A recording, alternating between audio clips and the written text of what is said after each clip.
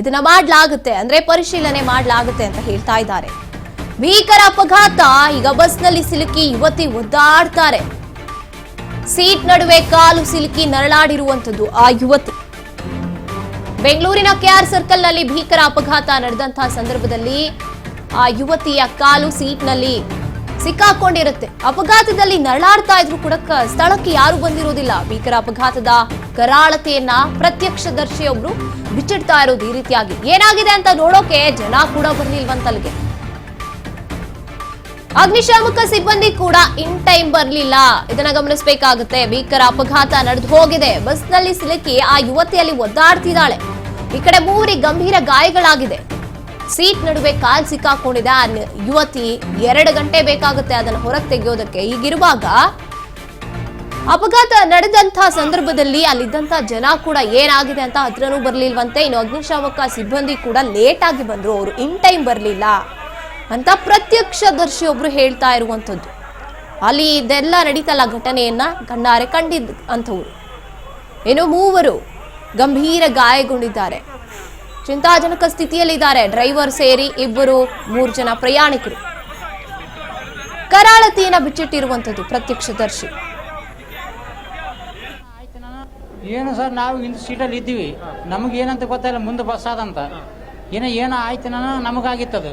ಅದು ಗೊತ್ತೇ ಆಗಲ್ಲ ಬಸ್ ಆಕ್ಸಿಡೆಂಟ್ ಆಗ್ಯದ ಅಂತ. ಆಮೇಲೆ ನಾವು ಎಲ್ಲ ಹುಡುಗರು ಕಿರ್ಚಕ್ ಹಚ್ಚಿದ್ರು. ಆಮೇಲೆ ಎದ್ದು ನೋಡ್ತೀವಿ ಬಸ್ ಆಕ್ಸಿಡೆಂಟ್ ಆಗಿಬಿಟ್ಟು. ಸರ್, ಈಗ ಬಸ್ಸಲ್ಲಿ ಯುವತಿ ಕಾಲು ಸಿಲುಕಿತ್ತು. ಡ್ರೈವರ್ ಸೀಟ್ ಹಿಂದೆ ಇರೋಂಥ ಮಾಹಿತಿ ಇದೆ.